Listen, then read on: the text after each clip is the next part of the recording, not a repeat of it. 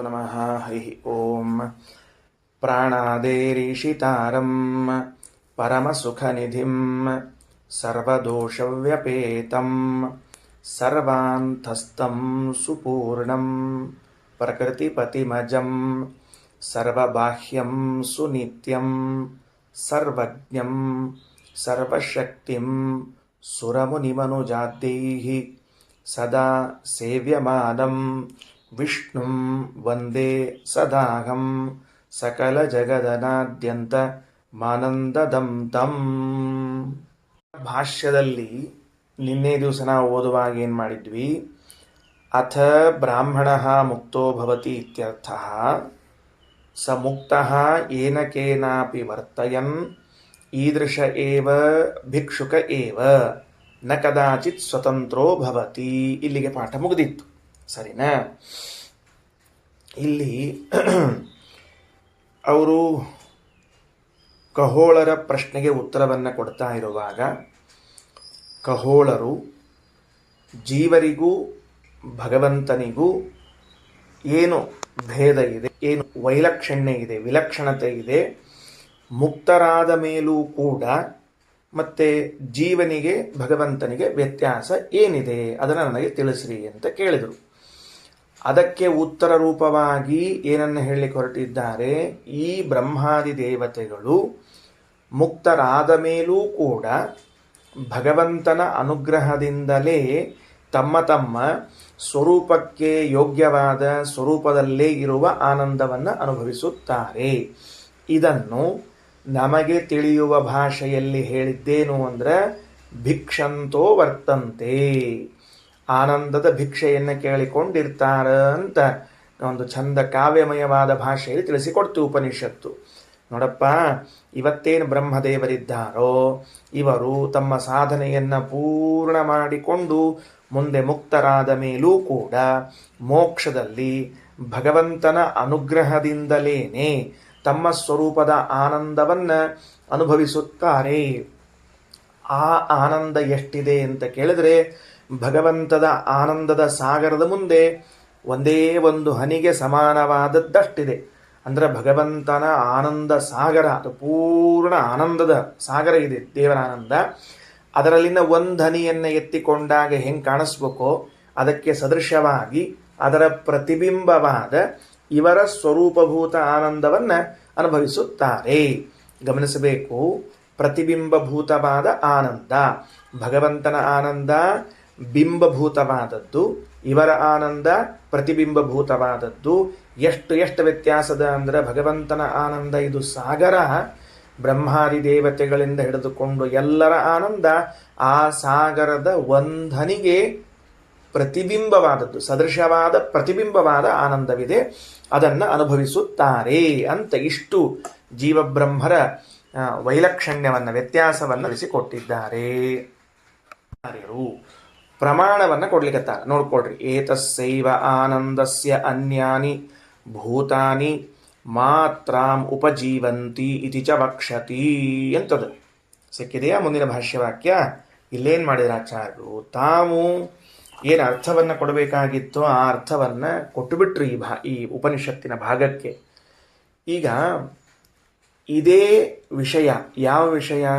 ಮುಕ್ತರಾದ ಮೇಲೂ ಜೀವರು ಭಗವಂತನ ಅನುಗ್ರಹದಿಂದಲೇ ಆನಂದವನ್ನು ಪಡೆದುಕೊಳ್ಳುತ್ತಾರೆ, ಆನಂದದ ಅನುಭವ ಆಗ್ತದೆ ಎಂಬುದಕ್ಕೆ ಪ್ರಮಾಣ ಬೇಕು. ಅದಕ್ಕೆ ಆಚಾರ್ಯರು ಏನು ಮಾಡಿದರು? ಪ್ರಮಾಣವನ್ನು ಕೊಡ್ತಿದ್ದಾರೆ.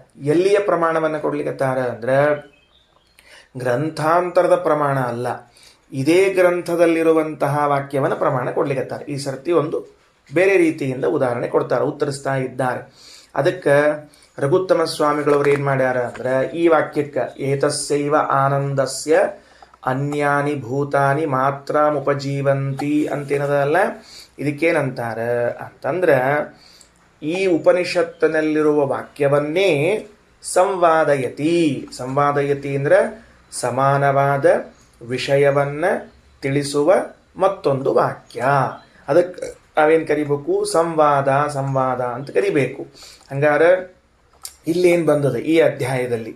ಈ ಅಧ್ಯಾಯದಲ್ಲಿ ಬಂದ ಮುಕ್ತರು ಮುಕ್ತರಾದ ಅಂದರೆ ಜೀವರು ಮುಕ್ತರಾದ ಮೇಲೂ ಕೂಡ ಭಗವಂತನ ಅನುಗ್ರಹದಿಂದಲೇ ಆನಂದಾನುಭವವುಳ್ಳವರಾಗ್ಯಾರ ಅಂತನ್ನೋ ಮಾತಿಗೆ ಸಮಾನ ವಾಕ್ಯ ಬೇಕು. ಇದೇ ವಿಷಯವನ್ನು ಹೇಳುವಂತಹ ಇನ್ನೊಂದು ವಾಕ್ಯ ಬೇಕು. ಆಗ ಮಾತ್ರ ನಾವು ಈ ವಾಕ್ಯಕ್ಕೆ ಹೇಳಿದ ಅರ್ಥ ಯಥಾರ್ಥವಾದದ್ದು, ಸತ್ಯವಾದದ್ದು ಎಂದು ದೃಢವಾಗ್ತದೆ. ಅದಕ್ಕೆ ಯಾವ ವಾಕ್ಯವನ್ನು ಕೊಟ್ಟರು ಅಂತಂದ್ರೆ ತಗೊಳ್ರಿ ಮುಂದೆ ಏನಂತಾರೆ, ಏತಸ್ಸೈವ ಆನಂದಸ್ಯ, ಈ ಭಗವಂತನ ಆನಂದದ ಮಾತ್ರಾಂ ಅನ್ನೋ ಶಬ್ದಕ್ಕೆ ಪ್ರತಿಬಿಂಬಾಂಶವನ್ನು ಅನ್ಯಾನಿ ಭೂತಾನಿ ಉಪಜೀವಂತಿ, ಇನ್ನುಳಿದ ಜೀವರಾಶಿಗಳು ಅವನಿಂದ ಭಿನ್ನರಾದ ಭೂತಗಳು ಉಪಜೀವಿಸುತ್ತಾರೆ, ಅನುಭವಿಸುತ್ತಾರೆ ಅಂತ ವಾಕ್ಯ. ಇದೇ ವಿಷಯಕ್ಕೆ ಸಮಾನವಾದ ವಾಕ್ಯ ಆಯಿತೋ ಇಲ್ಲೋ ನೋಡ್ರಿ. ಅನ್ಯಾನಿ ಭೂತಾನಿ, ಭಗವಂತ ಆ ವಾಕ್ಯ ಹಿಡ್ಕೊಳ್ರಿ, ಭಾಷ್ಯದಲ್ಲಿದ್ದ ವಾಕ್ಯದ ಮೇಲೆ ಬೆರಳಿಡ್ರಿ. ಅನ್ಯಾನಿ ಭೂತಾನಿ, ಭಗವಂತನಿಂದ ಭಿನ್ನರಾದ ಬ್ರಹ್ಮಾದಿಗಳು, ಸಾಕ ಅರ್ಥ. ಏತಸ್ಸೈವ ಆನಂದಸ್ಯ, ಈ ಭಗವಂತನ ಆನಂದದ ಮಾತ್ರಾಂ ಅನ್ನೋ ಶಬ್ದಕ್ಕೆ ಪ್ರತಿಬಿಂಬಾಂಶವನ್ನು ಅಂತ ಅರ್ಥ ಬರೆದಿಟ್ಕೊಳ್ರಿ. ಅದು ಮಾತ್ರ ಶಬ್ದಕ್ಕೆ ಗೊತ್ತಾಗಂಗಿಲ್ಲ. ಮಾತ್ರ ಅನ್ನೋ ಶಬ್ದಕ್ಕೆ ಪ್ರತಿಬಿಂಬಾಂಶವನ್ನು ಉಪಜೀವಂತಿ ಅನುಭವಿಸುತ್ತಾರೆ. ಅಂದ್ರೆ ಮುಕ್ತರಾದ ಮೇಲೂ ಈ ದೇವತೆಗಳು, ಈ ಮುಕ್ತಿಯೋಗ್ಯರಾದ ಜೀವರು ಭಗವಂತನ ಅನುಗ್ರಹದಿಂದ ಅವನ ಆನಂದದಲ್ಲಿನ ಒಂದು ಹನಿಗೆ ಸಮಾನವಾದ ಪ್ರತಿಬಿಂಬದಷ್ಟು ಆನಂದವನ್ನು ಅನುಭವಿಸುತ್ತಾರೆ. ಇದು ಎಲ್ಲಿ ಬಂತು? ಇದೇ ಬೃಹದಾರಣ್ಯಕದಲ್ಲಿಯೇ ಮುಂದೆ ಬಂದದ. ಉಪನಿಷತ್ತು ಇಲ್ಲಿಗೆ ನಿಂತು ಬಿಡುತ್ತೀಗ. ಯಾವ ವಾಕ್ಯವನ್ನು ಉದಾಹರಿಸಿದ್ದಾರಲ್ಲ ಅದರ ಮೇಲೆ ಒಂದೆರಡು ಪ್ರಶ್ನೋತ್ತರಗಳು ಪ್ರಾರಂಭ ಆಯ್ತು. ಈಗ ಅಲ್ಲ, ನೀವು ಯಾವ ವಾಕ್ಯವನ್ನ ಉದಾಹರಿಸಿ ಈ ವಾಕ್ಯಕ್ಕೆ ಇದೇ ಅರ್ಥ ಅಂತ ಹೇಳಿ ಹೊರಟಿದ್ದೀರೋ ಅದರ ಮೇಲೆ ನಮಗೆ ಪ್ರಶ್ನೆ ಇದೆ, ಆ ವಾಕ್ಯದ ಮೇಲೆ ಪ್ರಶ್ನೆ ಇದೆ. ಅಲ್ಲೇನು ಹೇಳಿಕತ್ತೀರಿ? ಈ ಭಗವಂತನ ಆನಂದದ ಪ್ರತಿಬಿಂಬಾಂಶವನ್ನು ಅವರು ಅನುಭವಿಸುತ್ತಿದ್ದಾರೆ ಅಂತ ಹೇಳ್ತಿದ್ದೀರಿ. ಈ ವಾಕ್ಯಾರ್ಥದಲ್ಲಿ ನಮಗೇನೋ ವಿರೋಧ ಇಲ್ಲ. ಆದರೆ ಈ ವಾಕ್ಯ ಬಂದದ್ದು ಯಾವ ಪ್ರಸಂಗದಲ್ಲಿ ಅಂತ ಬೇಕಲ್ಲ. ಅದು ಮುಕ್ತರಾದಾಗ ಅಂತಿದೆಯೋ ಅಥವಾ ಬೇರೆ ಕಾಲದಲ್ಲಿ ಅಂತಿದೆಯೋ ಪ್ರಶ್ನೆ ಇದೆಯಲ್ಲ ನಮಗದು ಅಂತ ಕೇಳಿ ಕೆಲವರೇನಂತಾರ ಅಂತಂದ್ರೆ ಇದು ಮುಕ್ತಿ ವಿಷಯದ್ದಲ್ಲ, ಇದು ಸುಷುಪ್ತಿ ವಿಷಯದ್ದು. ನೋಡ್ರಿ, ಆನಂದ ಅನುಭವವನ್ನು ಎರಡು ಕಡೆ ಮಾಡ್ಲಿಕ್ಕೆ ಬರ್ತದೆ ನಮಗೆ. ಯಾವ ಆನಂದ ಅನುಭವ? ಸ್ವರೂಪ ಆನಂದ ಅನುಭವ. ಸ್ವರೂಪಾನಂದ ಅಂದ್ರೇನು? ಓನ್, ಸ್ವಂತ ಆನಂದ. ಅದು ವಿಷಯಜನ್ಯವಾದ ಸುಖ ಅಲ್ಲ. ಮಾವಿನ ಹಣ್ಣನ್ನು ತಿಂದ್ರಿ, ಆಹಾ ಆನಂದ ಆಯಿತು, ಅದು ಜನ್ಯ. ಹೂವಿನ ವಾಸನೆಯನ್ನು ತೆಗೆದುಕೊಂಡ್ರಿ, ಆನಂದ ಆಯಿತು, ಅದು ಜನ್ಯ. ಈ ತರಹದ ಆನಂದ ಅಲ್ಲ, ಸ್ವರೂಪಭೂತವಾದ ಆನಂದ. ಈ ನನ್ನದೇ ಆದ ಯಾವ ವಿಷಯಗಳೂ ಇಲ್ಲದ, ಈ ಅನುಭವಕ್ಕೆ ಯಾವ ಇಂದ್ರಿಯಗಳೂ ಇಲ್ಲದೆ, ಕಣ್ಣಿಲ್ಲ, ಕಿವಿಯಿಲ್ಲ, ಮೂಗಿಲ್ಲ, ಯಾವ ಇಂದ್ರಿಯಗಳೂ ಇಲ್ಲದೆ ಗಾಢವಾದ ನಿದ್ರೆ ಹತ್ತಿದಾಗಲೂ ಸ್ವರೂಪದ ಆನಂದವೇ ಅನುಭವಕ್ಕೆ ಬರ್ತದೆ. ಮುಕ್ತರಾದಾಗಲೂ ಸ್ವರೂಪದ ಆನಂದವೇ ಅನುಭವಕ್ಕೆ ಬರ್ತದೆ. ಹಾಗಾದರೆ ಈ ವಾಕ್ಯದಲ್ಲಿ ಈ ಜೀವರು ಆನಂದವನ್ನು ಅನುಭವಿಸುತ್ತಾರೆ ಅಂತ ಹೇಳಿದ್ದು ಮುಕ್ತರಾದಾಗಲೋ ಮಲಗಿದಾಗಲೋ ಅದು ನಿರ್ಧಾರವಾಗದ ಹೊರತು ನೀವು ಖಗೋಳ ಬ್ರಾಹ್ಮಣದಲ್ಲಿ ಬಂದ ವಾಕ್ಯಕ್ಕೆ ಅದನ್ನು ಸಂವಾದಿಯಾಗಿ ತೆಗೆದುಕೊಳ್ಳಿಕ್ಕೆ ಬರುವುದಿಲ್ಲ. ಯಾವಾಗ ತೆಗೆದುಕೊಳ್ಬೇಕು? ಅಲ್ಲಿ ನಿರ್ಧಾರ ಆಗಬೇಕು. ಈ ವಾಕ್ಯ ಏನ್ ನಿರ್ಧಾರ ಆಗಬೇಕು? ವಾಕ್ಯ ಏನಂತ ನಿರ್ಧಾರ ಆಗಬೇಕು ಅಂತಂದ್ರೆ ಇದು ಮುಕ್ತರಾದಾಗಲೇನೆ ಭಗವದ್ ಅನುಗ್ರಹದಿಂದ ಆನಂದ ಅನುಭವಿಸುವರು ನಿರ್ಧಾರ ಆಗಬೇಕು. ಆಗ ಮಾತ್ರ ನೀವು ಇಲ್ಲಿ ಆ ವಾಕ್ಯವನ್ನು ಪ್ರಮಾಣವಾಗಿ ಉದಾಹರಿಸಬಹುದು. ಅಲ್ಲಿಯೇ ಇನ್ನೂ ನಮಗೆ ಗದ್ದಲ ಇದ್ರೆ ಇದನ್ನೇ ನಿರ್ಧಾರ ಮಾಡ್ಲಿಕ್ಕೆ ಸಾಧ್ಯ ಆಗ್ತದೆ? ನಿಮಗೆ ಆಗುವುದಿಲ್ಲ. ಆದ್ದರಿಂದ ಜೀವನು ಮಲಗಿದಾಗಲೂ ಸ್ವರೂಪಾನಂದವನ್ನು ಅನುಭವಿಸುತ್ತಾನೆ, ಮುಕ್ತನಾದಾಗಲೂ ಸ್ವರೂಪಾನಂದವನ್ನು ಅನುಭವಿಸುತ್ತಾನೆ. ಅಲ್ಲಿ ಆನಂದದ ಅನುಭವ ಉಂಟು ಅಂತ ಹೇಳುವಾಗ ಇದು ಸುಷುಪ್ತಿ ಅವಸ್ಥೆಯ ವಾಕ್ಯವೋ ಮುಕ್ತಿಯಲ್ಲಿರುವಂತಹ ವಾಕ್ಯವೋ, ಅದನ್ನು ಹೇಳಲಿಕ್ಕೆ ಹೊರಟ ವಾಕ್ಯವೋ, ಹೆಂಗೆ ತಿಳ್ಕೋಬೇಕು ನಾವು ಅಂತ ಪ್ರಶ್ನೆ ಮಾಡಿದರೆ ಶ್ರೀಮದಾಚಾರ್ಯ ಮುಂದಿನ ವಾಕ್ಯ ಮುಕ್ತ ವಿಷಯಂಚ ಏತತ.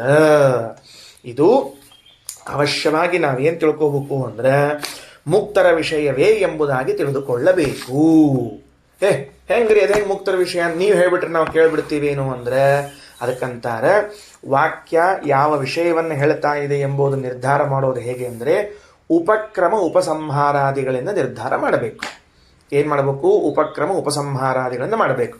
ಅಲ್ಲೇನದ ಉಪಕ್ರಮದಲ್ಲಿ ಅತ್ರ ಪಿತಾ ಅಪಿತಾ ಭವತಿ ಇತ್ಯಾದಿ ತತ್ಪ್ರಸ್ತಾವೇ ಛಂದದ. ಅತ್ರ ಪಿತಾ ಅಪಿತಾ ಭವತಿ, ಮಾತಾ ಅಮಾತಾ, ಲೋಕ ಅಲೋಕ, ದೇವ ಅದೇವಾಃ, ವೇದ ಅವೇದಾಃ, ಅತ್ರಸ್ತೇನೋ ಅಸ್ತೇನೋ ಭವತಿ, ಭ್ರೂಣಃ ಅಭ್ರೂಣಃ, ಚಂಡಾಲೋ ಅಚಂಡಾಲಃ, ಪೌಷ್ಕಲೋ ಅಪೌಷ್ಕಲಃ, ಶ್ರಮಣೋ ಅಶ್ರಮಣಃ, ತಾಪಸೋ ಅತಾಪಸಃ, ಅನನ್ವಾಗತಂ ಪುಣ್ಯೇನ ಅನನ್ವಾಗತಂ ಪಾಪೇನ ತೀರ್ಣೋ ಹಿ ತದಾ ಸರ್ವಾನ್ ಶೋಕಾನ್ ಹೃದಯಸ್ಯ ಭವತಿ. ಇದು ಉಪಕ್ರಮದಲ್ಲಿರುವಂತಹ ವಾಕ್ಯ. ಇಲ್ಲಿ ತಂದೆಯಾಗಿರುವುದಿಲ್ಲ, ತಾಯಿಯಾಗಿರುವುದಿಲ್ಲ, ಲೋಕಗಳು ಲೋಕವಾಗಿರುವುದಿಲ್ಲ. ಎಲ್ಲಿ ಹಿಂಗಾಗ್ಲಿಕ್ಕೆ ಸಾಧ್ಯ ಅದ? ಮುಕ್ತರಾದಾಗ ಮಾತ್ರ ಚಾನ್ಸ್ ಇರೋದ?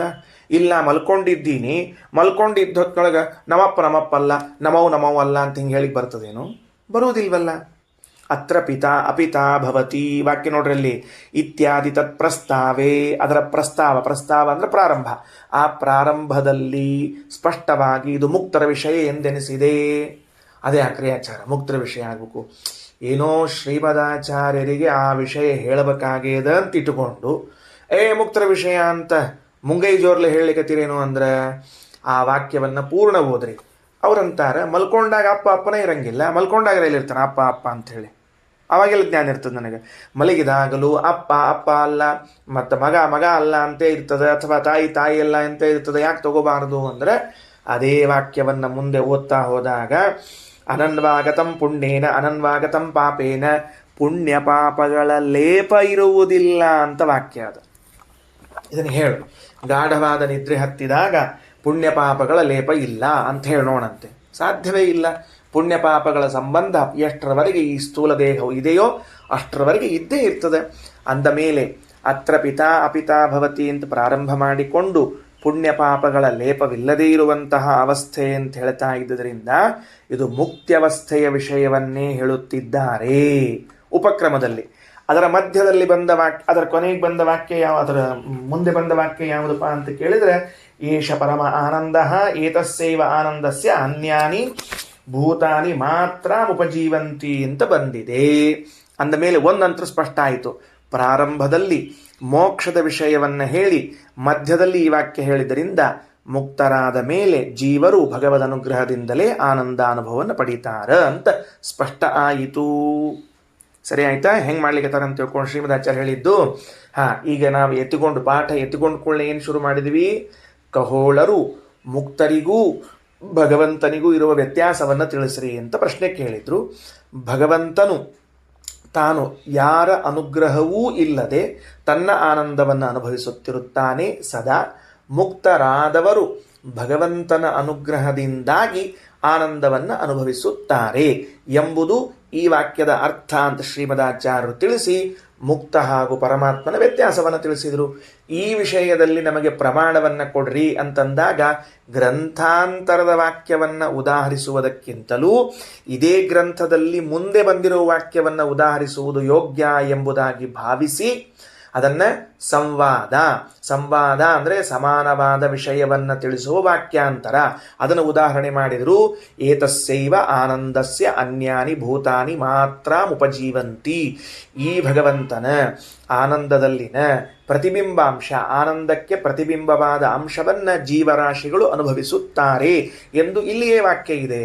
ಅಲ್ಲ ಶ್ರೀಮದಾಚಾರ್ಯರೇ, ಯಾವ ವಾಕ್ಯವನ್ನು ನೀವು ಉದಾಹರಿಸುತ್ತಿದ್ದೀರಿ ಆ ವಾಕ್ಯವು ಮುಕ್ತಿಯ ಪ್ರಸಂಗದಲ್ಲಿ ಆಡಿದ್ದು ಅಂತ ಸಿದ್ಧವಾದರೆ ತಾನೇ ಹೇಳಬೇಕು. ಯಾಕೆಂದರೆ ಆನಂದವನ್ನು ಅನುಭವಿಸುವಂತಹ ಕಾಲ ಎರಡಿದೆ. ಒಂದು ಗಾಢವಾದ ನಿದ್ರಾವಸ್ಥೆಯಲ್ಲೂ ಹೀಗೆ ಅನುಭವಿಸಬಹುದು, ಮುಕ್ತಿಯಲ್ಲೂ ಅನುಭವಿಸಬಹುದು.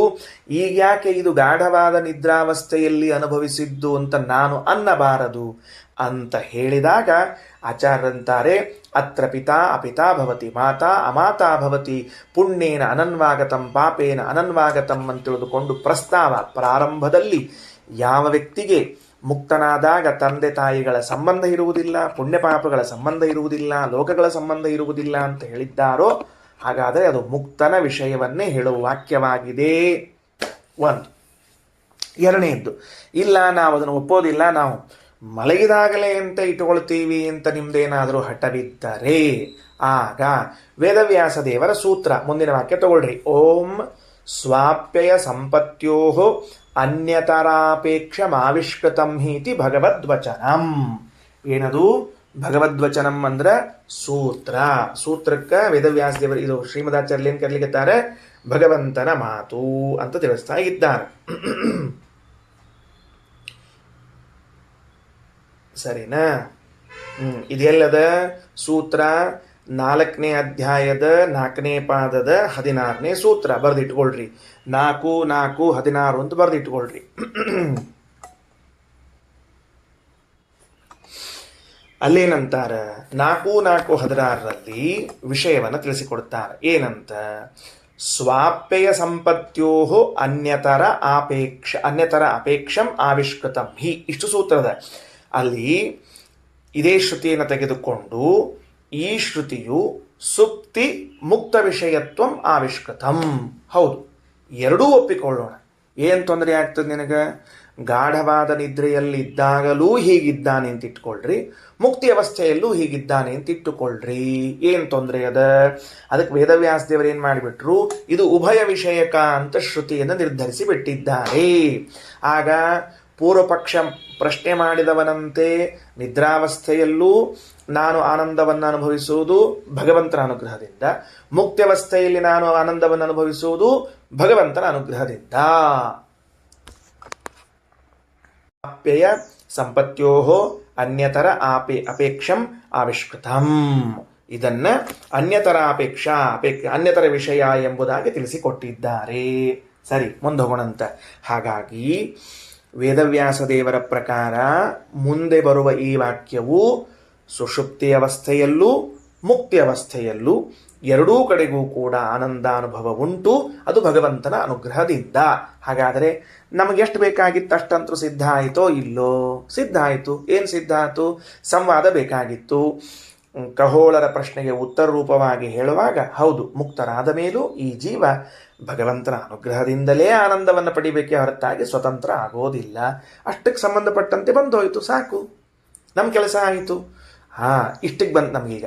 ತತ್ರೈವ ಮತ್ತೊಂದು ಮಾತು, ಆಚಾರ್ಯಂತಾರ, ಸರಿ, ಈಗ ವೇದವ್ಯಾಸ ದೇವರ ಪ್ರಕಾರ ಇಟ್ಟುಕೊಂಡು ಹೊರಟೀವಿ, ಇದನ್ನು ಉಪಲಕ್ಷಣ ಅಂತ ಇಟ್ಟುಕೊಳ್ರಿ. ಉಪಸಂಹಾರದ ವಾಕ್ಯವನ್ನು ಇಟ್ಟುಕೊಳ್ರಿ. ಸೂತ್ರವೂ ಕೊಟ್ಟಿದ್ದೀವಿ, ಉಪಕ್ರಮವೂ ಕೊಟ್ಟಿದ್ದೀವಿ, ಉಪಸಂಹಾರವನ್ನು ಕೊಡ್ತೇವೆ ಕೊನೆಗೆ. ಏನಂತಾರ, ತತ್ರೈವ ಮುಕ್ತಾನಾಂ ಆನಂದ ತಾರತಮ್ಯಂಚ ಉಕ್ತಂ. ಈ ವಾಕ್ಯವನ್ನು ಮೋಕ್ಷದ ವಿಷಯದಲ್ಲೂ ಯೋಜಿಸ್ಲಿಕ್ಕೆ ಬರ್ತದೆ ಅಂತ ವೇದವ್ಯಾಸ ದೇವರು ಹೆಂಗೆ ತಿಳಿಸಿದ್ರು? ಮುಕ್ತರ ಆನಂದದ ತಾರತಮ್ಯವನ್ನ ಹೇಳಿದ್ದಾರೆ. ಅಲ್ಲಿ ಮುಂದಿನ ವಾಕ್ಯದಲ್ಲಿ ಮುಕ್ತರ ಆನಂದದ ತಾರತಮ್ಯವನ್ನ ಹೇಳಿದ್ದರಿಂದ ಈ ವಾಕ್ಯವನ್ನು ಯೋಜಿಸಬಹುದು. ಮುಕ್ತರಲ್ಲಿ ಹೆಂಗೆ ಹೇಳ್ಯಾರ ನೋಡ್ರಿ. ಸಯೋ ಮನುಷ್ಯಾಣಾಂ ರಾದ್ಧ ಸಮೃದ್ಧೋ ಭವತಿ ಇತ್ಯಾದಿನ ಅಂತದ. ಆ ವಾಕ್ಯ ನಾ ಓದ್ತೀನಿ, ನನ್ನ ಪುಸ್ತಕದಾಗದ, ನಾ ರೆಡಿ ಮಾಡ್ಕೊಂಡು ಇಟ್ಕೊಂಡಿನಿ, ಅದಕ್ಕೆ ಓದ್ತೀನಿ, ನೀವು ಕೇಳಿಸ್ಕೊಳ್ರಿ. ಸಯೋಗ ವೈ ಮನುಷ್ಯಾಣಾಂ ರಾದ್ಧ ಸಮೃದ್ಧೋ ಭವತಿ ಅನ್ಯೇಷಾಮಧಿಪತಿ ಸರ್ವೈಃ ಮಾನುಷ್ಯಕೈರ್ಭೋಗೈಃ ಸಂಪನ್ನತಮಃ ಸ ಮನುಷ್ಯಾಣಾಂ ಪರಮ ಆನಂದಃ ಅಥ ಏಷ ತಂ ಮನುಷ್ಯಾಣಾಮಾನಂದಾಃ ಸ ಏಕಃ ಪಿತॄಣಾಂ ಜಿತಲೋಕಾನಾಮಾನಂದಃ ಅಥ ಏಷ ತಂ ಪಿತॄಣಾಂ ಜಿತಲೋಕಾನಾಮಾನಂದಾಃ ಸ ಏಕೋ ಗಂಧರ್ವಲೋಕ ಆನಂದಃ ಅಥ ಏಷ ತಂ ಗಂಧರ್ವಲೋಕ ಆನಂದಾಃ ಸ ಏಕಕರ್ಮದೇವಾನಾಮಾನಂದಃ ಯೇ ಕರ್ಮಣಾ ದೇವತ್ವಂ ಅಭಿಸಂಪದ್ಯಂತೆ ಅಥ ಏಷ ತಂ ಕರ್ಮದೇವಾನಾಮಾನಂದಾಃ ಸ ಏಕಃ ಆಜಾನದೇವಾನಾಮಾನಂದೋ. ಹಿಂಗೆ ಪ್ರಾರಂಭ ಆಗಿ ಯಶ್ಚ ಶ್ರೋತ್ರಿಯಃ ಅವೃಜಿನಃ ಅಕಾಮಹತಃ ಅಂತ ಹೀಗೆ ಹೇಳ್ತಾ ಪೂರ್ಣವಾಗಿ ಮುಕ್ತರ ಆನಂದದಲ್ಲಿನ ತಾರತಮ್ಯವನ್ನು ಹೇಳುತ್ತಿದೆ. ಏನು ಮಾಡಿದ್ರಿ? ಈಗ ಉಪಸಂಹಾರದಿಂದ ತೋರಿಸಿಕೊಟ್ರು, ಮುಂದಿನ ವಾಕ್ಯಗಳಿಂದ ತೋರಿಸಿಕೊಟ್ಟಿದ್ದಾರೆ. ತಗೊಳ್ರಿ. ಸಯೋ ಮನುಷ್ಯಾಣಾಂ ರಾದ್ಧ ಸಮೃದ್ಧೋ ಭವತಿ ಇತ್ಯಾದಿನ ತತ್ರೈವ ಮುಕ್ತಾನಾಂ ಆನಂದ ತಾರತಮ್ಯಂಚ ಉಕ್ತಾಂ ಅಂತ ತಿಳಿಸಿಕೊಟ್ರು. ಹಾಗಾಗಿ ಉಪಕ್ರಮದಲ್ಲಿ ಮತ್ತು ಉಪಸಂಹಾರದಲ್ಲಿ ಎರಡೂ ಕಡೆಗಳಲ್ಲೂ ಕೂಡ ಇದು ಮುಕ್ತರ ವಿಷಯ ಎಂಬುದು ನಿರ್ಧಾರವಾಗ್ತಾ ಇದೆ. ಸರಿ, ಅದಕ್ಕೆ ಅದು ಮುಕ್ತರ ವಿಷಯವೇ ಅಂತ ಯಾಕಾಗಬೇಕು, ಅಮುಕ್ತರ ವಿಷಯ ಅಂತೂ ಯಾಕಾಗಿರಬಾರದು, ಅಮುಕ್ತರಿಗೂ ಆನಂದದಲ್ಲಿನ ತಾರತಮ್ಯವನ್ನು ಹೇಳುತ್ತಿದೆ ಅಂತ ಇಟ್ಕೋಣ ಆ ವಾಕ್ಯವನ್ನು. ನೀವೇನು ಮಾಡಿಬಿಟ್ರಿ, ಸೂತ್ರದ ಬಲವನ್ನು ತಗೊಂಡು ಬಂದು ಉಪಕ್ರಮ ಉಪಸಂಹಾರಗಳನ್ನು ತಗೊಂಡು ಬಂದು ಮುಕ್ತರ ವಿಷಯ ಅಂತ ಹೇಳ್ತಾ ಇದ್ದೀರಿ. ನಾನು ಮಧ್ಯದಲ್ಲಿ ಪ್ರಶ್ನೆ ಕೇಳ್ತೀನಿ, ಅಮುಕ್ತರಿಗೂ ಆನಂದವಿರುತ್ತದೆ, ಆ ಅಮುಕ್ತರಲ್ಲಿರುವಂತಹ ಆನಂದದ ತಾರತಮ್ಯವನ್ನು ಯಾಕೆ ಹೇಳುತ್ತಿಲ್ಲ ಈ ವಾಕ್ಯ, ಹೇಳಬಹುದಲ್ಲ ಅಂತಂದರೆ ಅದಕ್ಕೆ ಶ್ರೀಮದಾಚಾರ್ಯ ಉತ್ತರ, ಶ್ರೋತ್ರಿಯತ್ವ ಅವೃಜಿನತ್ವ ಅಕಾಮಹತತ್ವಾನಾಂ ಮುಕ್ತೇಶು ಏವ ಮುಖ್ಯತ್ವಾತ್. ಅಲ್ಲೇನು ಬಂದದ ಅಂದ್ರೆ ಅನೇಕ ಬಾರಿ ಈ ಶಬ್ದ ಬಂದಿದೆ. ಏನು ಬಂದದ ಓದ್ತೀನಿ. ಯಶ್ಚ ಶ್ರೋತ್ರಿಯ ಅವೃಜಿನಃ ಅಕಾಮಹತಃ, ಹಿಂದೆ ಬರ್ಸೀನಿ ಇದನ್ನು. ಛಾಂದೋಗ್ಯದಲ್ಲಿ ಹೇಳೋ ಕಾಲಕ್ಕೆ ಈ ವಿಷಯ ಬಂದದ. ಅದಕ್ಕೆ ಅದನ್ನು ಮತ್ತೆ ನೆನಪಿಟ್ಕೊಡ್ರಿ ಅಷ್ಟ. ಅದಕ್ಕೇನಂತಾರ, ಶ್ರೋತ್ರಿಯ ಅವೃಜಿನಃ ಅಕಾಮಹತಃ ಅಂತ 3 ಶಬ್ದ ಅದ. ಈ ಶಬ್ದಗಳನ್ನು ನೋಡಿದಾಗ ನಮಗೇನಾಗ್ತದ ಅಂತಂದ್ರೆ ಮುಕ್ತರ ಆನಂದದ ತಾರತಮ್ಯ ಅಂತೇ ಅನಿಸ್ತದ ಹೊರತಾಗಿ ಅಮುಕ್ತರ ಆನಂದದ ತಾರತಮ್ಯ ಅಂತ ಅನಿಸುವುದಿಲ್ಲ. ಯಾಕ? ಶ್ರೋತ್ರಿಯ ಶಬ್ದದ ಅರ್ಥ, ಅವೃಜಿನ ಶಬ್ದದ ಅರ್ಥ, ಅಕಾಮಹತ ಶಬ್ದದ ಅರ್ಥವನ್ನು ತಿಳ್ಕೊಂಬಿಡ್ರಿ ಸಾಕು, ಮುಗಿದು ಹೋಗ್ತದೆ ಅಲ್ಲಿಗೆ ಕೆಲಸ. ಯಶ್ಚ ಶ್ರೋತ್ರಿಯ ಇತಿ ಅಭ್ಯಾಸ. ಮತ್ತೊಂದು ಆಚಾರ್ಯ ಹೇಳ್ತಾರೆ, ಒಂದು ಬಾರಿ ಹೇಳಿದ್ದಿದ್ರೆ ಮುಕ್ತರು ಹೌದೋ ಅಲ್ಲೋ ಅನ್ನೋ ಸಂಶಯ ಬರಬೇಕಾಗಿತ್ತು. ಅಭ್ಯಾಸ ಬೇರೆ ಮಾಡ್ಯಾರ, ಮತ್ತೆ ಹೇಳ್ಯಾರ. ಯಶ್ಚ ಶ್ರೋತ್ರಿಯ ಅವೃಜಿನಃ ಅಕಾಮತಃ, ಯಶ್ಚ ಶ್ರೋತ್ರಿಯ ಅವೃಜಿನಃ ಅಕಾಮಹತಃ ಅಂತ ಅಭ್ಯಾಸ ಮಾಡ್ಯಾರ. ಈ ಅಭ್ಯಾಸದಿಂದ ಏನು ತಿಳಿದು ಬರ್ತದೆ ಅಂದ್ರೆ ಮುಖ್ಯವಾದ ಅರ್ಥದಲ್ಲಿಯೇ ತಾತ್ಪರ್ಯವಿದೆ ಎಂದು ತಿಳಿದು ಬರ್ತದೆ. ಶ್ರೋತ್ರಿಯ ಎಂಬ ಶಬ್ದ ಪದೇ ಪದೇ ಹೇಳಿತು. ಯಾಕಂದ್ರೆ ಈ ಶ್ರೋತ್ರಿಯ ಎಂಬ ಶಬ್ದಕ್ಕೆ ಮುಖ್ಯಾರ್ಥ ಯಾವುದೋ ಅಲ್ಲೇ ತಾತ್ಪರ್ಯವನ್ನು ತಗೊಳ್ರಿ, ಅಲ್ಲೇ ಅದೇ ಅಭಿಪ್ರಾಯ ಇದಕ್ಕಂತ ತಗೊಳ್ರಿ. ಅನ್ನೋ ಶಬ್ದ 10 ಬಾರಿ ಆಡಿದ್ದರಿಂದ ಅವೃಜಿನ ಶಬ್ದದ ಮುಖ್ಯಾರ್ಥವನ್ನು ಎಲ್ಲಿ ತಗೋಬೇಕೋ ಅಲ್ಲೇ ತಗೊಳ್ರಿ. ಅಕಾಮಹತಃ ಅನ್ನೋ ಶಬ್ದವನ್ನು ಮತ್ತೆ ಆಡಿದ್ದರಿಂದ ಮುಖ್ಯಾರ್ಥವನ್ನು ಎಲ್ಲಿ ತಗೊಳ್ಬೇಕು ಅಲ್ಲೇ ತಗೊಳ್ರಿ. ಆಚಾರಂತಾರೆ ಹೆಂಗದ ಅದು ಶಬ್ದ ನೋಡ್ಕೊಳ್ರಿ. ಯಶ್ಚ ಶ್ರೋತ್ರಿಯ ಇತಿ ಅಭ್ಯಾಸ. ಆದ್ದರಿಂದ ಅಭ್ಯಾಸ ಬಂದದ್ದರಿಂದ ಮುಖ್ಯವಾಗಿ ಅದನ್ನೇ ತಗೋಬೇಕು. ಯಾಕ? ನಹಿ ಅಮುಕ್ತಾಹ ಅವೃಜಿನಃ ಅಕಾಮಹತಾವ. ಯಾರು ಅಮುಕ್ತರಿದ್ದಾರೋ ಅವರು ಅವೃಜಿನರು ಅಕಾಮಹತರು ಆಗ್ಲಿಕ್ಕೆ ಸಾಧ್ಯವಿಲ್ಲ. ಹಂಗಂದ್ರೇನು ಅಂತ ಮುಂದೆ ತಗೋಣಂತ. ಅಮುಕ್ತರಾದವರು ಎಂದು ಅವೃಜಿನರು ಅಕಾಮಹತರು ಆಗ್ಲಿಕ್ಕೆ ಸಾಧ್ಯವಿಲ್ಲ. ಏನು ಹಂಗಂದ್ರೆ ನೋಡ್ರಿ, ಮೊದಲನೇದ್ದು ಶ್ರೋತ್ರಿಯ ಶಬ್ದದ ಅರ್ಥ ತಗೊಳ್ರಿ. ನಚ ಶ್ರುತಿಫಲಂ ಸಮ್ಯಕ್ ಪ್ರಾಪ್ತಾಹ, ಶ್ರುತಿಫಲಂ ಹಿ ಪ್ರಾಪ್ತಿರ್ಹಿ ಶ್ರೋತ್ರಿಯತ್ವಂ. ಶ್ರುತಿಫಲಂ ಸಮ್ಯಕ್. ಈಗ ಶ್ರೋತ್ರಿಯ ಅಂತ ಶಬ್ದ ಕರಿತಾ ಇದ್ದಾರೆ. ಈ ಶ್ರೋತ್ರಿಯ ಶಬ್ದವನ್ನು ಎಲ್ಲಿ ಬಳಸಬೇಕು? ಸಾಮಾನ್ಯವಾಗಿ ಏನದ ಅಂತ ಕೇಳಿದ್ರೆ ಶ್ರೋತ್ರಿಯ ಶಬ್ದಕ್ಕೆ ಶ್ರೋತ್ರಿಯಂ ಛಂದೋದೀತೆ, ವೇದಾಧ್ಯಯನವನ್ನ ಮಾಡಿದವನಿಗೆ ಶ್ರೋತ್ರಿಯ ಅಂತ ಕರಿಬೇಕು. ಪಾಣಿನಿ ಆ ಮಾತನ್ನು ಹೇಳ್ತಾರೆ. ಶ್ರೋತ್ರಿಯನ್ ಛಂದೋಧೀತೆ, ವೇದಾಧ್ಯಯನ ಮಾಡುವ ವ್ಯಕ್ತಿಯನ್ನ, ವೇದಾಧ್ಯಯನ ಮಾಡಿದವನನ್ನ, ವೇದಾಧ್ಯಯನ ಮಾಡುವ ಅಂದ್ರೆ ವೇದಾಧ್ಯಯನವನ್ನ ಮಾಡಿದವನೇನಿದ್ದಾನಲ್ಲ ಅವನನ್ನ ಶ್ರೋತ್ರಿಯ ಅಂತ ಕರಿಬೇಕು. ಅಂದಮೇಲೆ ಮತ್ತು ಈ ಶಬ್ದ ಅಮುಕ್ತರನ್ನು ಹೇಳಲಿಕ್ಕೆ ಬರ್ತದಲ್ಲ ಅಂತಂದ್ರೆ ಆಚಾರ್ಯ ಅಂತಾರೆ, ಶ್ರೋತ್ರಿಯ ಎಂಬೋ ಶಬ್ದಕ್ಕೆ ಕೇವಲ ವೇದವನ್ನ ಅಧ್ಯಯನ ಮಾಡಿದವನು ಅಂತ ಅರ್ಥ ತಿಳಿಬಾರದು. ವೇದಾಧ್ಯಯನವನ್ನ ಮಾಡಿದ ಮೇಲೆ ಫಲವನ್ನ ಪಡೆದವನು ಅಂತನ್ನೋವರೆಗಿದ್ರೆ ಆಗ ಶ್ರೋತ್ರಿಯ ಅನ್ನೋ ಶಬ್ದಕ್ಕೆ ಅರ್ಥ ಬರ್ತದೆ. ಬರೀ ಸುಮ್ಮನೆ ವೇದ ಓದಿ ಕೂತ್ಬಿಟ್ಟಾನ. ಈ ನಮ್ಮಲ್ಲಿ ಕೆಲವರು ಇರ್ತಾರೆ, ಎಲ್ಲ ಓದಿ ಕೂತ್ಬಿಟ್ಟಿರ್ತಾರೆ. ಮುಂದೇನು? ಇವ್ರು ಓದ್ಯಾರಲ್ರಿ, ಓದಿದ್ದು ಪ್ರಯೋಜನ ಇಲ್ಲ. ಯಾವುದಕ್ಕೋಸ್ಕರ ಓದಿ ಅದು ಪ್ರಯೋಜನ. ಯಾವುದಕ್ಕೋಸ್ಕರ ಓದ್ಯಾನ? ಅವ BE ಮಾಡಿಕೊಂಡು ಮನೆಯಾಗ ಒಳಗೆ ಕೂತ್ಬಿಟ್ಟಾನ. MBBS ಮಾಡಿ ದಿವಸ ಬೆಳಿಗ್ಗೆ ಸಾಯಂಕಾಲ ವಾಕಿಂಗ್ ಹೋಗಿ ಬರ್ತಾನ ಅಂದ್ರೆ ಏನಂತ ಕರಿಬೇಕು? ಅವನು ಓದ್ಯವ ಅಂತ ಕರಿಬೇಕಾ? ಅವನ್ನೆಲ್ಲ MBBS ಮಾಡ್ಯಾನ, BE ಮಾಡ್ಯಾನ, ಅವ ಡಾಕ್ಟರೇಟ್ ಇದ್ದಾನ, ಅವ ಏನು ಮಾಡ್ತಾನ ದಿವಸ ಅಂದ್ರೆ 2 ಹೊತ್ತು 3 ಹೊತ್ತು ಮನೆಯಾಗ ಊಟ ಮಾಡ್ಕೊಂಡಿರ್ತಾನ. ಪ್ರಯೋಜನವಾದು ಅಲ್ವಲ್ಲ? ಹಾಗಾದರೆ ವೇದಾಧ್ಯಯನ ಮಾಡಿದ ಮಾತ್ರಕ್ಕೆ ಅವನನ್ನು ಶ್ರೋತ್ರಿಯ ಅಂತ ಕರಿಬಾರದು. ಆ ವೇದಾಧ್ಯಯನದ ಸಂಪೂರ್ಣ ಫಲವನ್ನ ಪಡೆದರೆ. ಯಾರು ಪಡಿತಾರ? ಮುಕ್ತರಾದವರು ಮಾತ್ರ ವೇದಾಧ್ಯಯನದ ಸಂಪೂರ್ಣ ಫಲವನ್ನು ಪಡಲಿಕ್ಕೆ ಸಾಧ್ಯ ಅದ. ಸಂಸಾರದಲ್ಲಿದ್ದಾಗ ನಾವು ವೇದಾಧ್ಯಯನದ ಸಂಪೂರ್ಣ ಫಲವನ್ನು ಪಡೆಯಲು ಆಗುವುದಿಲ್ಲ. ಆಚಾರ ಅಂತಾರೆ ನಚ ಶ್ರುತಿಫಲಂ ಸಮ್ಯಕ್ ಪ್ರಾಪ್ತಾಹ ಶ್ರುತಿಫಲ ಪ್ರಾಪ್ತಿರಿಹಿ ಶ್ರೋತ್ರಿಯತ್ವಂ. ಅದನ್ನೇ ಸಂಪೂರ್ಣ ಫಲವನ್ನು ಪಡೆಯುವುದಕ್ಕೇನೆ ಶ್ರೋತ್ರಿಯತ್ವ ಅಂತ ಕರೀತಾರ. ಸರಿ ಆಯಿತು. ಈಗ ಇದೊಂದು ಘಟ್ಟ ಬಂತಿಲ್ಲಿಗೆ, ಒಂದು ಭಾಗ ಮುಗಿತೀಗ.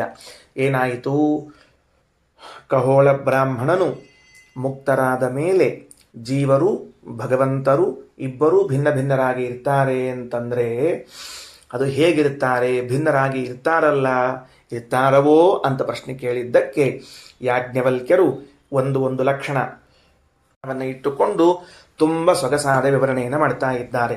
ನೋಡು ಖಗೋಳ, ಮುಕ್ತರಾದ ಮೇಲೆ ಈ ಜೀವರಿರ್ತಾರಲ್ಲ, ಈ ಜೀವರು ಭಗವಂತನ ಅನುಗ್ರಹದಿಂದಲೇನೆ ಸ್ವಸ್ವರೂಪ ಆನಂದವನ್ನು ಅನುಭವಿಸಬೇಕೇ ಹೊರತಾಗಿ ಸ್ವತಂತ್ರವಾಗಿ ಆನಂದವನ್ನು ಅನುಭವಿಸ್ಲಿಕ್ಕೆ ಸಾಧ್ಯ ಇಲ್ಲ ಅಂತ ಹೇಳಿದ ಮೇಲೆ ಆ ವಾಕ್ಯಕ್ಕೆ ಶ್ರೀಮದಾಚಾರ್ಯ ಅರ್ಥ ಬರದ ಮೇಲೆ ಸಂವಾದವನ್ನು ಕೊಡೋಣ ಅಂತ ತಿಳಿದುಕೊಂಡು ಇಲ್ಲೇ ಮುಂದೆ ಇರುವಂತಹ ಒಂದು ವಾಕ್ಯವನ್ನು ಹೇಳ್ತಾರೆ.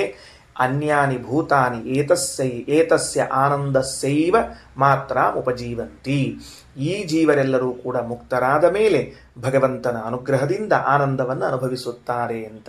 ಹೌದು, ಆ ವಾಕ್ಯವನ್ನು ಇಟ್ಟುಕೊಂಡು ಈ ವಾಕ್ಯದ ಅರ್ಥವನ್ನು ಹೇಳುತ್ತಿದ್ದೀರಿ. ಯಾವ ವಾಕ್ಯವನ್ನು ಉದಾಹರಿಸಿದ್ದೀರಲ್ಲ? ಯಾಜ್ಞವಲ್ಕ್ಯರ ವಾಕ್ಯವನ್ನು ಮುಂದೆ ಇದೆ, ಅದನ್ನು ಉದಾಹರಿಸಿದ್ದೀರಿ. ಆ ವಾಕ್ಯವು ಮುಕ್ತರಿಗೆ ಸಂಬಂಧಪಟ್ಟ ವಿಷಯವನ್ನು ಹೇಳುತ್ತಿದೆ ಎಂದಾದರೆ ನೀವಿಲ್ಲಿ ಅದನ್ನು ಸ್ವೀಕಾರ ಮಾಡಬಹುದು.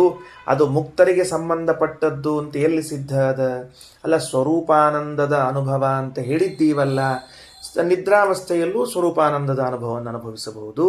ನಿದ್ರಾವಸ್ಥೆಯಲ್ಲಿದ್ದಾಗಲೂ ಸ್ವರೂಪಾನಂದದ ಅನುಭವ ಇದೆ ಅಂತಂದ ಮೇಲೆ ಮುಕ್ತ್ಯವಸ್ಥೆ ಅಂತ ಹೇಗೆ ನಿರ್ಧಾರ ಮಾಡ್ತೀರಿ?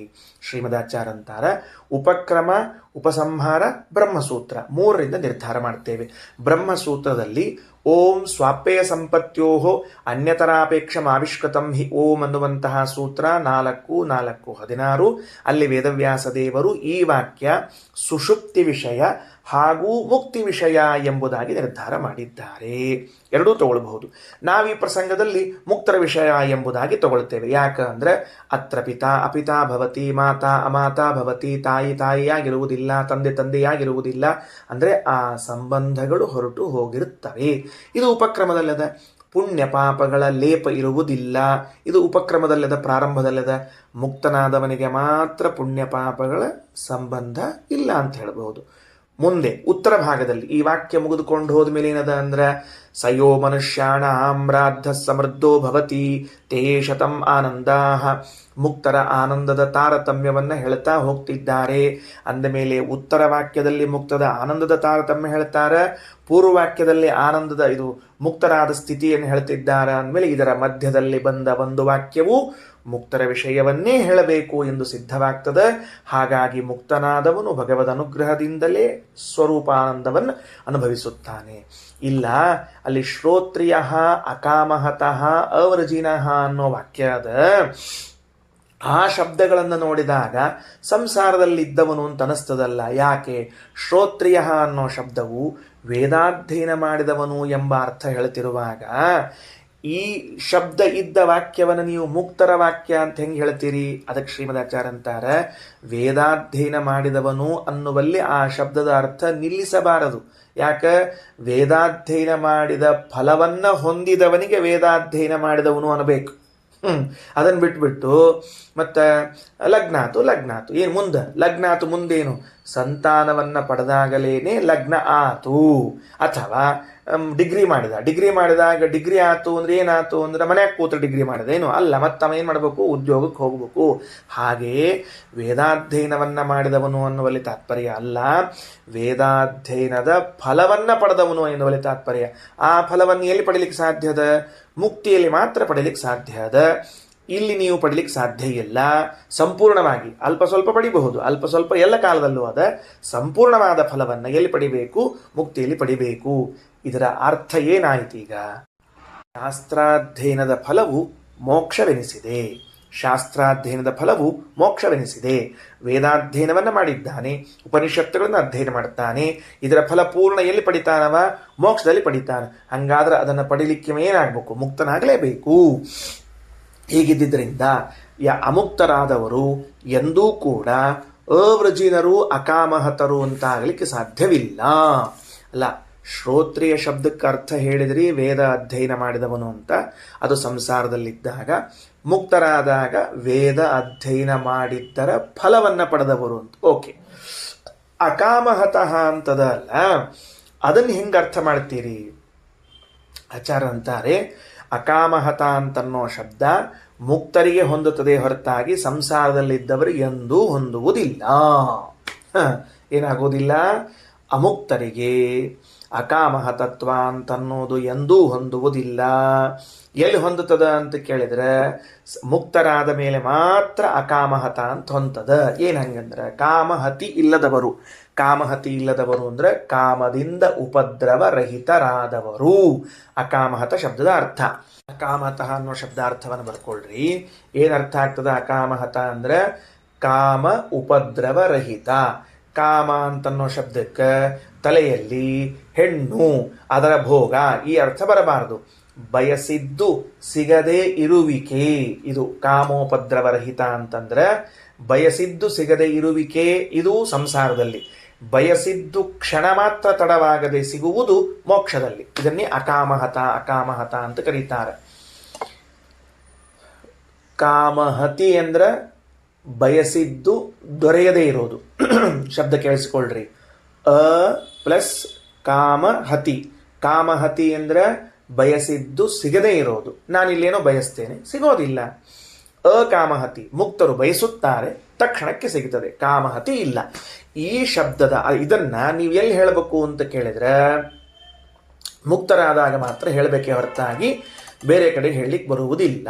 ಯಾಕ ಅಂದ್ರೆ ಒಂದು ಭಾಗವತ ಶ್ಲೋಕ ಹೇಳುತ್ತಾರೆ, ಬಹಳ ಚಂದದ. ಸರ್ವೇ ವಿಮೋಹಿತ ಧಿಯಸ್ತವ ಮಾಯ ಯೇ ಮೇ ಬ್ರಹ್ಮಾದಯಸ್ತನುಭೃತೋ ಬಹಿರರ್ಥ ಭಾವಾಹ. ಇಷ್ಟು ಭಾಗವತ ಶ್ಲೋಕ. ಈ ಭಾಗವತ ಶ್ಲೋಕದಲ್ಲಿ ಏನ್ ತಿಳಿಸ್ಲಿಕ್ಕೆ ಹೊರಟಾರ? ಇದು ಕೃಷ್ಣನು ಉದ್ಧವನಿಗೆ ಉಪದೇಶ ಮಾಡುವಾಗ, ಎಲ್ಲೋ ಉದ್ಧವ ನೆನಪಿಟ್ಟುಕೋ ಅಂತ ಹೇಳಿ ಬ್ರಹ್ಮಾದಿ ಎಲ್ಲ ದೇವತೆಗಳ ಏನಂತಾರೆ ಅದಕ್ಕೆ ಕಾಮಹತಿತ್ವವನ್ನು ತಿಳಿಸ್ತಾ ಇದ್ದಾರೆ. ಇವರೆಲ್ಲರೂ ಇನ್ನು ಏನವರಿಗೆ ಆಶಾ ಆಕಾಂಕ್ಷೆಗಳು ಇನ್ನು ಎಲ್ಲ ಹೋಗೇ ಇಲ್ಲ, ಇನ್ನೂ ಉಂಟೇ ಉಂಟು ಅಂತ ಹೇಳಿ ತಿಳಿಸ್ಲಿಕ್ಕೆ ಹೊರಟ ಶ್ಲೋಕ. ಈ ಪ್ರಸಿದ್ಧರಾದ ಸರ್ವೇ ಬ್ರಹ್ಮಾದಯ ಶ್ಲೋಕದಲ್ಲಿ ಏನದ? ಸರ್ವೇ ವಿಮೋಹಿತ ಧಿಯ ತವ ಮಾಯ ಏಮೇದ. ನೋಡ್ರಿ, ಅಲ್ಲಿ ಇಮೇ ಸರ್ವೇ, ಇಮೇ ಪ್ರಸಿದ್ಧಾ ಸರ್ವೇ ಬ್ರಹ್ಮಾದಯ. ಈ ಬ್ರಹ್ಮಾದಿ ದೇವತೆಗಳು ತವ ಮಾಯಯ, ನಿನ್ನ ಇಚ್ಛೆಯಿಂದ, ಭಗವಂತನ ಇಚ್ಛೆಯಿಂದ, ದೇವ್ಯ ತನುಭೃತಃ ಶರೀರಧಾರಿಣ ಅಥವಾ ಮಹಾಲಕ್ಷ್ಮಿಯ ಪ್ರಕೃತಿಯ ಪ್ರಭಾವಕ್ಕೊಳಗಾಗಿ ಶರೀರವನ್ನು ಧರಿಸಿದ್ದಾರೆ. ಆದ್ದರಿಂದಲೇನೆ ವಿಮೋಹಿತ ಧಿಯ, ಮೋಹಗೊಂಡವರಾಗಿದ್ದಾರೆ. ಹೆಂಗ್ರಿ? ಅವ್ರ ಹೆಂಗ ದೇಹ ಇದ್ದದಕ್ಕೆ ಯಾಕೆ ಮೋಹ ಆಗ್ತದ ಅನ್ಬೇಕು ಅವರಿಗೆ ಅಂದ್ರೆ ಬಹಿರರ್ಥ ಭಾವಾಹ, ಬಹಿ ಅರ್ಥಾಪೇಕ್ಷೆಯೈವ ತೇಷಾಂ ಮೋಹ. ಹೊರಗಿನ ಪದಾರ್ಥಗಳ ಬಯಕೆ ಅಂತನ್ನುವುದು ಅವರಿಗೆ ಇನ್ನೂ ಇದೆ. ಬಹಿರರ್ಥ ಭಾವಾಹ ಶಬ್ದಕ್ಕೆ ಅರ್ಥ ಏನು?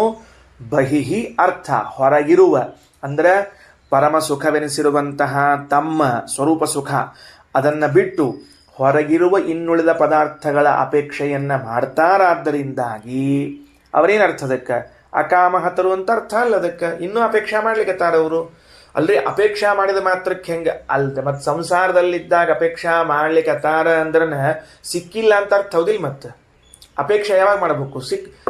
ಅಂದುಕೊಂಡು ಕೂಡಲೇ ಸಿಕ್ತಿತ್ತು ಅಂದ್ರೆ ಅಪೇಕ್ಷಾ ಬರ್ತಿದ್ದಿಲ್ಲ. ಅಪೇಕ್ಷಾ ಮಾಡ್ಯಾರ ಅಂದ್ರೆ ಸಿಕ್ಕಿಲ್ಲ ಅಂತ ಅರ್ಥ. ಅದಕ್ಕೆ ನಾ ಎಲ್ಲ ಅನ್ಕೊಂಡೆಪ್ಪ ಆಗ್ಬೇಕಲ್ ಮತ್ತ ಅಂತಂದ್ರೆ ಹಂಗಾಗ್ಯದ.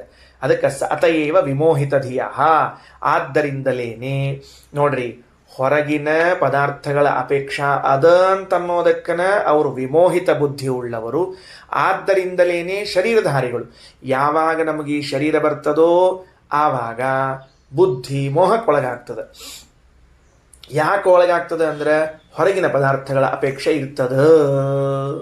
ಸರಿ ಆಯ್ತಾ ಹೇಳಿದ್ದೇನಂತ ಹೇಳಿ? ಅಮುಕ್ತರು ಮೋಹಾದಿಗಳಿಂದ ಕೂಡಿದವರಾಗಿದ್ದಾರೆ. ಯಾಕ? ಶರೀರ ಸಂಬಂಧ ಉಳ್ಳವರಾದದ್ರಿಂದ. ಯಾರ್ಯಾರು ಶರೀರ ಸಂಬಂಧ ಉಳ್ಳವರಾಗಿದ್ದಾರೋ ಅವರೆಲ್ಲರೂ ಕಾಮ ಕ್ರೋಧ ಲೋಭ ಮೋಹ ಮದ ಮತ್ಸರಗಳನ್ನ ಉಳ್ಳವರಾಗಿದ್ದಾರೆ. ಸಾಕಾ ಭಾಗವತ ಶ್ಲೋಕ? ಭಾಗವತ ಶ್ಲೋಕ ಏನು ತಿಳಿಸ್ತದ? ಅಮುಕ್ತರು, ಮೋಹಾದಿಗಳಿಂದ ಕೂಡಿದವರು. ಮೋಹ ಅಂದ್ರೇನು, ಕಾಮ ಅಂದ್ರೇನು ವ್ಯತ್ಯಾಸ ಇಲ್ಲ.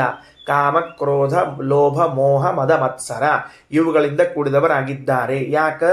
ಶರೀರದ ಸಂಬಂಧ ಉಳ್ಳವರಾದದ್ದರಿಂದ. ಲೋಕದಲ್ಲಿ ಏನು ಕಂಡದ? ಯಾರ್ಯಾರು ಶರೀರ ಸಂಬಂಧ ಉಳ್ಳವರೋ ಅವರೆಲ್ಲರೂ ಕೂಡ ಮೋಹಾದಿಗಳನ್ನ ಉಳ್ಳವರು ಅಂತ ಕಂಡದ. ಅಂದ ಮೇಲೆ ಬ್ರಹ್ಮಾದಿಗಳು ಎಲ್ಲರಿಗೂ ಕೂಡ ಮೋಹ ಉಂಟು, ಅವರೆಲ್ಲರೂ ಕಾಮಕ್ರೋಧಾದಿಗಳನ್ನು ಉಳ್ಳವರಾಗಿದ್ದಾರೆ. ಮತ್ತು ಹೀಗಾಗಿ ಅವರು ಅಕಾಮಹತರು ಅಂತ ಕರೆಸಿಕೊಳ್ಳುವುದಿಲ್ಲ ಎಂಬುದಾಗಿ ಶ್ರೀಮದಾಚಾರ್ಯ ತಿಳಿಸ್ತಾರೆ. ಸೊ ಅವೃಜಿನಃ, ಅಕಾಮಹತಃ, ಶ್ರೋತ್ರಿಯ ಎಂಬ ಪದಗಳು ಮೋಕ್ಷದಲ್ಲಿದ್ದಾಗ ಮಾತ್ರ ಹೇಳಬೇಕು ಆ ವ್ಯಕ್ತಿಗೆ, ಹೊರತಾಗಿ ಸಂಸಾರದಲ್ಲಿದ್ದಾಗ ಅಲ್ಲ. ಮೇಲೊಂದು ಪ್ರಶ್ನೆ ಈಗ. ಸರ್ವೇ ವಿಮೋಹಿತ ಧಿಯ ತವ ಮಾಯಯೇ ಮೇ ಬ್ರಹ್ಮಾದಯ ತನುಭೃತಾ ಭೈರರ್ಥ ಭಾವಾ ಅಂತ ತಿಳಿದುಕೊಂಡು ವಿಮೋಹಿತ ಧಿಯ ಅಂತ ಹೇಳಿಬಿಟ್ಟು ಕೃಷ್ಣನ ವಾಕ್ಯ ಅಥವಾ ಅದು ಭಾಗವತದಲ್ಲಿ ಬರುವಂತಹ ವಾಕ್ಯ, ಎಲ್ಲರೂ ಮೋಹಕ್ಕೆ ಒಳಗಾದವರು ಅಂತ. ಆಚಾರ್ಯರೇ, ನೀವು ಸಾಧಿಸುವ ಭರದಲ್ಲಿ ಅಂದರೆ ಏನು ಸಾಧಿಸ್ತಿದ್ದೀರಿ? ಅಕಾಮಹತ ಅಂತನ್ನುವ ಪದವು ಮುಕ್ತರನ್ನ ಕುರಿತು ಹೇಳಬೇಕೇ ಹೊರತಾಗಿ ಉಳಿದವರನ್ನಲ್ಲ. ಸಂಸಾರದಲ್ಲಿ ಇದ್ದವರೆಲ್ಲರೂ ಕೂಡ ಕಾಮ, ಕ್ರೋಧ, ಲೋಭ, ಮೋಹಕ್ಕೆ ಒಳಗಾದವರು ಅಂತ ಹೇಳ್ತಿದ್ದೀರಿ. ಬ್ರಹ್ಮದೇವರ ವಿಷಯದಲ್ಲಿ ಹೇಗೆ ಹೇಳ್ತೀರಿ ವಾಕ್ಯವನ್ನ? ಯಾಕೆ? ಬ್ರಹ್ಮದೇವರಿಗೆ ಮೋಹ ಎಲ್ಲಿದೆ ಹೇಳಿ ನೋಡಂತ. ಇಲ್ಲ, ಮೋಹ ಇಲ್ಲ. ಕಾಮಕ್ರೋಧಾದಿಗಳು ಬೇಡ, ಶಬ್ದ ಯಾವ್ದು ಹೇಳಿದ್ರೆ ಅದನ್ನು ತಗೊಳ್ರಿ ಮೊದಲು. ಆ ಉಳಿದಿಲ್ಲ ಅಂಬೋದು ಹೇಳೋದು ಎಷ್ಟೊತ್ತು ಅಲ್ಲ, ಕ್ಷಣ ಮಾತ್ರದಲ್ಲಿ ಹೇಳಬಹುದು. ಮೋಹ ಅನ್ನೋ ಶಬ್ದವನ್ನು ಹೇಳಿದ್ದಿದೆಯಲ್ಲ ವಾಕ್ಯ, ಸರ್ವೇ ವಿಮೋಹಿತ ಧಿಯಃ ಅಂತ ಹೇಳಿದಾಗ ನಮ್ದೊಂದು ಪ್ರಶ್ನೆ ಅದ. ಬ್ರಹ್ಮದೇವರಿಗೆ ಮೋಹ ಉಂಟು ಅಂತ ಹೇಳ್ತಿದ್ದೀರಿ. ಯಾಕಂದ್ರೆ ಅಕಾಮಹತ ಎಂಬ ಪದದ ವಿವರಣೆಯನ್ನು ಕೊಡ್ತಾ ಹೊರಟು ಸಂಸಾರದಲ್ಲಿದ್ದವರೆಲ್ಲರೂ ಕಾಮಹತಿ ಉಳ್ಳವರಾಗ್ಯಾರ. ಅದು ಹೆಂಗೆ ತಿಳಿತು ಅಂದ್ರೆ ಭಾಗವತದ ಏಕಾದಶ ಸ್ಕಂದದಲ್ಲಿ ಸರ್ವೇ ವಿಮೋಹಿತ ಧಿಯಃ ತವ ಮಾಯೇ ಮೇ ಬ್ರಹ್ಮಾದಯ ತನುಭೃತಾ ಬಹಿರರ್ಥ ಭಾವಾ ಅಂತ ಚತುರ್ಮುಖ ಬ್ರಹ್ಮದೇವರನ್ನು ಕೂಡ ಒಳ ಎಳ್ಕೊಂಡ್ರಿ. ಹಾಗಾದರೆ ಚತುರ್ಮುಖ ಬ್ರಹ್ಮದೇವರಿಗೆ ಮೋಹ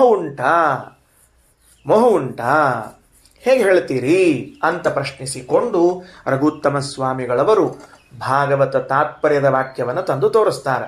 ಎಲ್ಲದ ಭಾಗವತ ತಾತ್ಪರ್ಯದಲ್ಲಿ 11ನೇ ಸ್ಕಂದದ 7ನೇ ಅಧ್ಯಾಯದ 13ನೇ ಶ್ಲೋಕ ಬರೆದಿಟ್ಕೊಳ್ರಿ. 11, 7, 13 ಅಲ್ಲೇನು ಹೇಳ್ತಾರೆ? ಕರೆಕ್ಟು ನೋಡ್ರಿ ಹೆಂಗೆ ವ್ಯವಸ್ಥೆ ಅದ ಅಂದ್ರೆ ಹಿಂಗೆ ತಿಳ್ಕೊಳ್ಳೋದು ನಾವೀಗ. ಬ್ರಹ್ಮದೇವರಿಂದ ಮೊದಲುಗೊಂಡು ಗರುಡಶೇಷ ರುದ್ರದೇವರು, ತತ್ಪತ್ನಿಯರು, ಆಮೇಲೆ ಬ್ರಹ್ಮದೇವರು, ವಾಯುದೇವರು, ಸರಸ್ವತಿ, ಭಾರತೀಯರನ್ನ ಒಂದು ಸಾಲಿನಾಗ ಹುಟ್ಟು ಕೂಡಿಸ್ಬಿಡ್ರಿ, ಜೋಡಿ ದಂಪತ್ತು. ಆದ ಮೇಲೆ ಗರುಡಶೇಷ ರುದ್ರದೇವರು, ಷಣ್ಮಹಿಷಿಯರು, ಸೌಪರ್ಣಿ ವಾರುಣಿ ಪಾರ್ವತಿಯರು, ಇಂದ್ರಕಾಮರು, ದಕ್ಷ ಪ್ರಜಾಪತಿ, ಅಹಂಕಾರಿಕ ಪ್ರಾಣ, ಸ್ವಯಂಭುವನು, ಇವರೆಲ್ಲರನ್ನು ಸಾಲಾಗಿ ತೆಗೆದುಕೊಳ್ಳ್ರಿ. ಈಗ ಇವರೆಲ್ಲರೂ ಕೂಡ ಸಂಸಾರಾವಸ್ಥೆಯಲ್ಲಿದ್ದಾಗ ಮೋಹಕ್ಕೆ ಒಳಗಾದವರು ಅಂತ. ಆಗ ಆಚಾರ್ಯರು ವ್ಯವಸ್ಥೆ ಮಾಡುತ್ತಾರೆ. ಗರುಡಶೇಷ ರುದ್ರಾದಿ ದೇವತೆಗಳಿಂದ ಪ್ರಾರಂಭ ಮಾಡಿಕೊಂಡು ಉಳಿದವರೆಲ್ಲರೂ ಮೋಹಕ್ಕೆ ಒಳಗಾದವರು ಅಂದರೆ ಅರ್ಥ ಏನು ಅಂದರೆ ಬಹಿರರ್ಥ ಭಾವ, ಹೊರಗಿನ ಪದಾರ್ಥಗಳ ಅಪೇಕ್ಷೆ ಉಳ್ಳವರಾಗಿ ಇನ್ನೂ ಆಸೆ ಉಳ್ಳವರಾಗಿದ್ದಾರೆ. ಅವರಿಗೆ ಮೋಹ ಉಂಟು. ಮತ್ತೆ ನಮಗೆ ಈ ವಿಷಯ ಸಿಗಲಿಲ್ಲ, ಇದು ಹಂಗಾತು ಅಂತ ಗರುಡಶೇಷ ರುದ್ರಾದಿ ದೇವತೆಗಳ ವಿಷಯದಲ್ಲಿ ಹೇಳಬಹುದು. ಬ್ರಹ್ಮದೇವರ ವಿಷಯದಲ್ಲಿ ಹೇಗೆ ಹೇಳುತ್ತೀರಿ?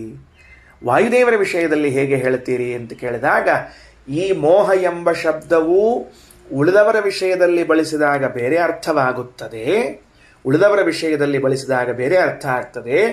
ಬ್ರಹ್ಮದೇವರ ವಿಷಯದಲ್ಲಿ ಬಳಸಿದಾಗ ಅರ್ಥ ಬೇರೆ ಆಗ್ತದೆ. ಬ್ರಹ್ಮದೇವರ ವಿಷಯದಲ್ಲಿ ಬಳಸಿದಾಗ ಏನು ಅರ್ಥ ಆಗ್ತದೆ ಅಂತ ಕೇಳಿದ್ರೆ, ಸರ್ವೇಷಾಂ ಬ್ರಹ್ಮ ಪದವಿ ಯೋಗ್ಯಾನಾಂ ಪೂರ್ವಮೇವತು ಅಭಾವಸ್ತ್ವಪರೋಕ್ಷಸ್ಯ ಮೋಹೋಜ್ಞಾನಸ್ಯ ಬಣ್ಯತೆ.